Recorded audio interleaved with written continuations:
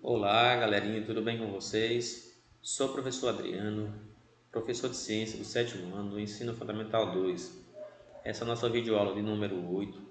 O objetivo dessa videoaula é tratar do tema os procariontes. Dentro dos procariontes, eu vou falar sobre o domínio bactéria e o domínio árquea. Vou me referir também aos representantes do domínio bactéria, que são as bactérias e as cianobactérias, um grupo particular de bactérias. Pois bem, vamos conhecer mais sobre os procariontes. As características gerais desses indivíduos são seres vivos unicelulares, eles são heterótrofos ou autótrofos. Heterótrofos são os procariontes que não conseguem produzir seu próprio alimento, eles se alimentam de outros seres vivos, ou também por decomposição. E os autótrofos ou autotróficos são aqueles que são capazes de sintetizar seu próprio alimento, ou pelo processo de fotossíntese ou pelo processo de quimiossíntese. Todos os representantes dos procariontes possuem células sem membrana nuclear e o material genético vem com uma região chamada de nucleóide. Aqui está mostrando uma imagem típica de um procarionte muito conhecido, que são as bactérias. Apesar de ser um ser vivo unicelular, a célula ela possui várias estruturas. Ela tem essas pontezinhas que parecem cílios, que é chamado de píleo. Ela permite o intercâmbio do meio externo com o meio interno. Ela tem o DNA circulante, que fica localizado numa região chamada de nucleóide, onde fica o material genético. Ela tem o plasmídio, que são fragmentos de DNA. E no citoplasma tem uma organela que sintetiza proteína, que são os ribossomos. Além disso, ela tem citoplasma. Ela possui a membrana plasmática, a membrana celular, que envolve o citoplasma. Mais externamente, a membrana celular possui a parede celular, que está em amarelo. E além disso, tem uma cápsula bacteriana, o capsídeo, que vai envolver externamente a bactéria. E algumas bactérias elas possuem os cílios, que pode ser um ou vários cílios, pode ser curtos ou podem ser longos. Deu para você ver mais ou menos como é a célula bacteriana ou a célula procarionte. E aqui um caso marcante é que ela não possui a membrana nuclear que separa o material genético do citoplasma e só possui um tipo de organela citoplasmática, os ribossomos.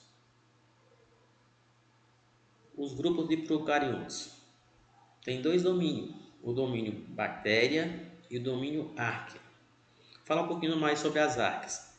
As arques são um grupo de procariontes que vivem em meios extremos. Eles podem viver em locais muito ácidos e no gelo, lugar muito gelado, com temperaturas inferiores a 80 graus negativo, e podem viver em lugar muito quente e também em lugares muito salgados. Já foram encontradas arqueobactérias próximas a crateras de vulcões e também até no Mar Morto, considerado o oceano mais salgado. A concentração de sal é 8 vezes a concentração do sal na água do mar normal.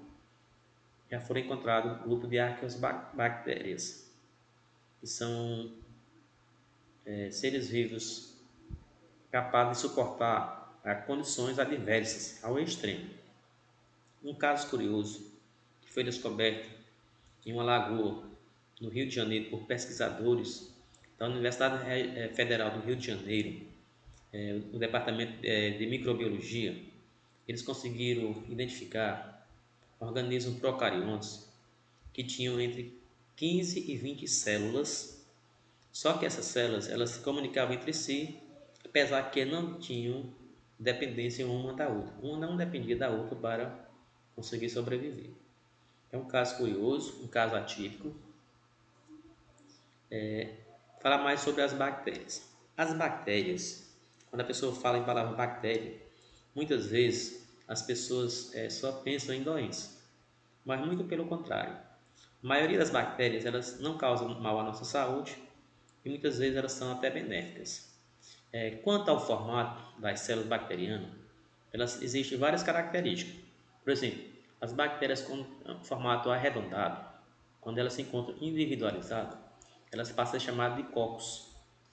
Quando ela aparece em grupo de 2 em 2, ela recebe o nome de diplococos.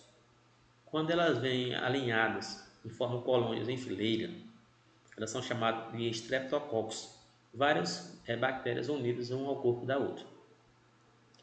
E quando elas têm esses arranjos que se assemelham a um cacho de uva, elas passam a ser chamadas de Staphylococcus. Quando elas vêm em forma de esporos, que são a forma resistente das bactérias, elas são chamadas de esporobacterianos. Quando elas apresentam flagelos, ela passa a ser chamada de bactérias flageladas.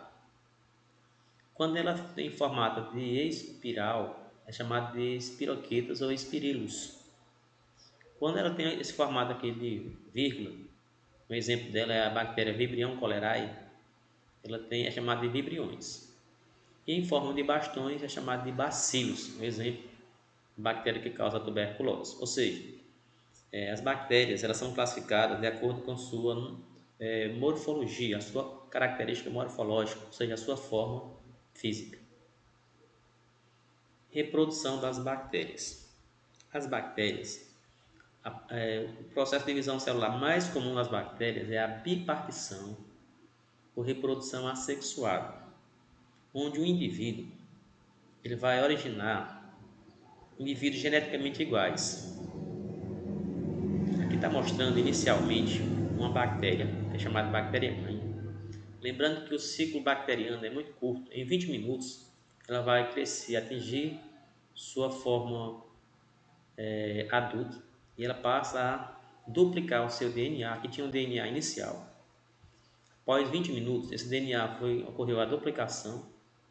Logo de seguida, ocorre a separação desse material genético, se individualiza. Depois, o que vai ocorrer é a separação do citoplasma. E após 20 minutos, completou a divisão celular, ou seja, um ciclo muito curto. A cada 20 minutos, uma bactéria ela atinge sua maturidade e sua reprodução. E um caso curioso que a cada 20 minutos elas estão se reproduzindo. Aqui tem duas. Daqui a mais 20 minutos, cada uma dessas duas formou mais duas, originando 4. Depois originar 8. Depois originará um 16 e assim sucessivamente. Ou seja, digamos que essa bactéria aqui inicial, após 1 hora e 20 minutos, ela já foi capaz de se multiplicar e originar 16 novas bactérias. E outra coisa curiosa é que elas são geneticamente iguais à bactériazinha mãe, desde que não haja uma mutação, uma alteração no material genético. Outro caso curioso das bactérias é que tem algumas bactérias que, quando o meio em que elas vivem oferece condições não favoráveis à sua sobrevivência, elas podem se modificar, formar esporos, que é a forma de resistência da bactéria. Um exemplo de bactérias que se protege em forma de esporos é a bactéria Clostridium tetani, a bactéria que causa o tétano. Ela fica lá na forma de esporos, enterrada no solo ou em objetos, que quando ela encontra condições favoráveis, aí ela pode se reproduzir e apresentar funções vitais. As bactérias nem sempre causam doenças. As bactérias que causam doença nos animais, inclusive na espécie humana ou em plantas, elas são chamadas de bactérias patogênicas.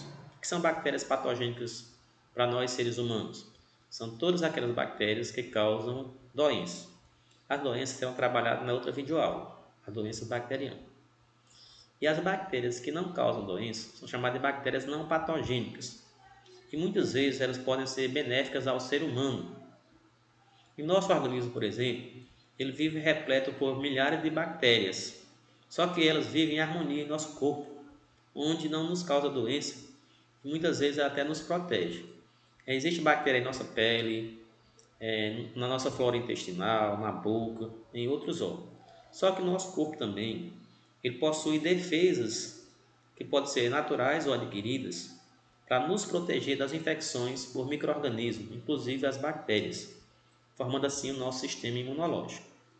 Como é que nosso corpo ele consegue se proteger de antígenos ou de micro-organismos estranhos, no caso as bactérias. Revestindo externamente o nosso corpo, tem o maior órgão do nosso corpo, que é a pele.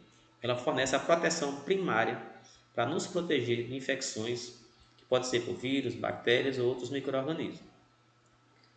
Nós produzimos também na cavidade nasal e na boca líquidos que a gente chama de muco, que a função deles é proteger nosso corpo contra micro-organismos que possam adentrar no sistema respiratório, no sistema digestivo. Quando o micro-organismo tenta invadir o sistema respiratório ou o sistema digestivo, nosso organismo, como mecanismo de defesa, ele pode provocar tosse para expulsar esses micro-organismos para fora do nosso corpo. Outra coisa também é o espirro. Quando a gente sente um incômodo no sistema respiratório, as vias aéreas superiores, nosso organismo ele pode provocar o espirro, que é uma defesa para expelir, eliminar possíveis micro-organismos que entram no sistema respiratório. E outra forma de defesa são os anticorpos, que são produzidos pelos leucócitos ou glóbulos brancos, que eles vão matar e destruir esses micro-organismos para que não nos causem doenças. Caso curioso é que as bactérias atualmente, e há muito tempo atrás, elas já foram usadas e continuam sendo usadas na biotecnologia em nosso benefício, em nosso favor. Por exemplo, as bactérias transgênicas ou geneticamente modificadas que receberam o gene humano, que sintetizavam insulina, elas são usadas há muito tempo para produzir em laboratório a insulina humana. Isso a gente chama de biotecnologia ou engenharia genética. Outro caso importante é nos biodigestores. Os biodigestores é o local onde o lixo e o esgoto são tratados e decompostos por micro-organismos específicos, entre eles as bactérias, que transformam a matéria orgânica lá do lixo e do esgoto em adubo orgânico, e produz um gás chamado de gás metano, que pode ser usado como combustível. Outro caso curioso das bactérias, que ela já pode ser usada no controle biológico de pragas e também pode ser usada para quando ocorre o derramamento de petróleo. Existe um grupo de bactérias que decompõe o petróleo rapidamente, sem causar danos ao meio ambiente. E já existe também a produção do plástico sintético biodegradável a partir de bactérias. Qual é a vantagem desse plástico? Depois que ele é usado e descartado, ele vai ser decomposto naturalmente por fungos e bactérias na natureza, sem causar impacto ambiental. A gente sabe que a maioria do plástico são derivados do petróleo, e são tóxicos e demora milhares de anos para se decompor naturalmente. As cianobactérias. As cianobactérias, por muito tempo, elas eram chamadas de algas azuis, porque elas tinham uma coloração de cor azulada. Só que hoje você sabe que cianobactérias é um tipo particular de bactérias que, em sua maioria, elas são fotossintéticas, ou seja, realizam a fotossíntese. Elas podem ser encontradas em ambientes aquáticos, água doce, água salgada, também em ambientes extremos, até em geleiras com temperaturas inferiores a 80 graus. Um caso curioso das cianobactérias, que geralmente elas se encontram em formato de colônias, como vocês estão observando aqui, parece aqui uns filamentos de bactérias, né, cianobactérias ou bactérias especiais. Cada bolinha dessa aqui é uma bactéria ligada fisicamente ao corpo do outro ou da outra, portanto forma assim uma colônia. E por que é que elas são capazes de realizar a fotossíntese? Porque elas possuem clorofila.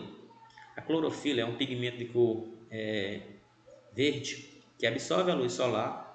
Na presença de gás carbônico e água, são capazes de produzir oxigênio e glicose, que é um tipo de carboidrato, assim como as plantas. Vamos conhecer um pouco mais sobre as cianobactérias. As cianobactérias marinhas, eles são organismos unicelulares, coloniais, porque vivem em colônia. Eles vivem nos oceanos há milhões de anos e, através da fotossíntese, que elas produzem a matéria orgânica usada como substâncias inorgânicas, como a água e o gás carbônico. Elas são capazes de produzir a substância orgânica, o carboidrato, e o gás oxigênio, que é aproveitável pelos seres aeróbios. Existem dois grupos de cianobactérias, as Prochlorococcus e as Cinechrococcus, que são organismos fotossintéticos, ou seja, elas são capazes de fazer fotossíntese.